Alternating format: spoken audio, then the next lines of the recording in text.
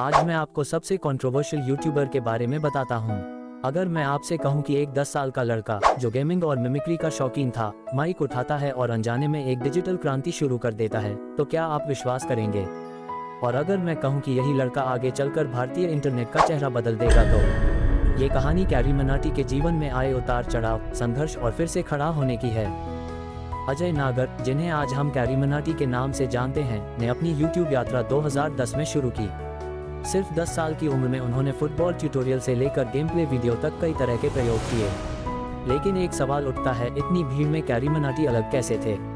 Carry मनाटी ने अपने channel का नाम कैरी मनाटी सन 2015 में रखा था। इससे पहले उन्होंने अपने चैनल का नाम कई बार बदला था, जैसे कि स्टेल्थ फियर्स, एडिक्टेड 1 और कैरी ड्यूल। उन्हें अपना जादुई फॉर्मूला मिला, रोस्टिंग। और सिर्फ कोई साधारण रोस्टिंग नहीं, बल्कि तीखी, व्यंग्यपूर्ण और ऊर्जा से भरपूर। देखिए कैरी मनाटी कैसे रोस्टिंग करता है।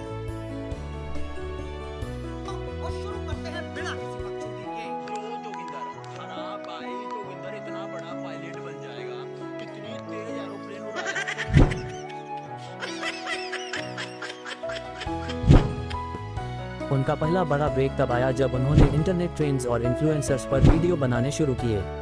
उनकी मजाकिया आलोचना लोगों को खूब पसंद आई। भारतीय इंटरनेट में बदलाव का दौर 2017 में शुरू हुआ।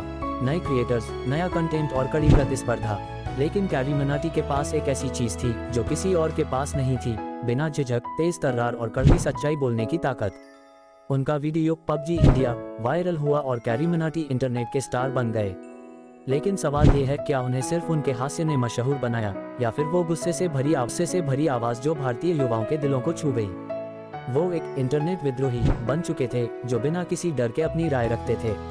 2020 वो साल था जब कैरी मनाटी सिर्फ एक यूट्यूबर नहीं, बल्कि राष्ट्रीय चर्चा का विषय बन गए। उनका वीडियो यूट्यूब वीज टिकटॉक दी एंड एक धमाका था। कुछ ही घंटों में ये वीडियो मिलियन व्यूज पार कर चुका था।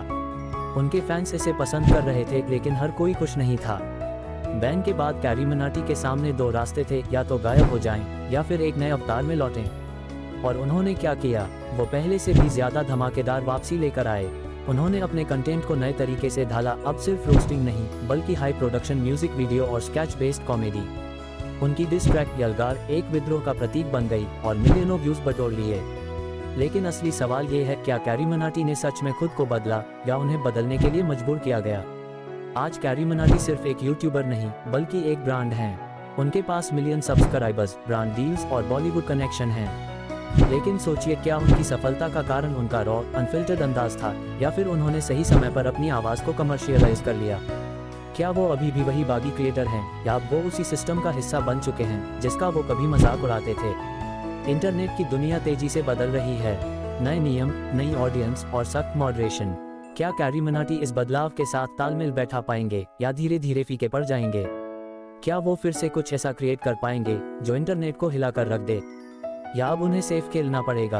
आप क्या सोचते हैं? क्या कैरी मनाटी अभी भी युवाओं की आवाज है, या अब सिर्फ एक यूट्यूब सेलिब्रिटी? कैरी मनाटी की कहानी सिर्फ एक यूट्यूबर की नहीं, बल्कि इंटरनेट की क्रांति की कहानी है। लेकिन एक ऐसा दौर जहां हर चीज बदलती रहती है, क्या उनकी बादशाहत बनी रहेगी?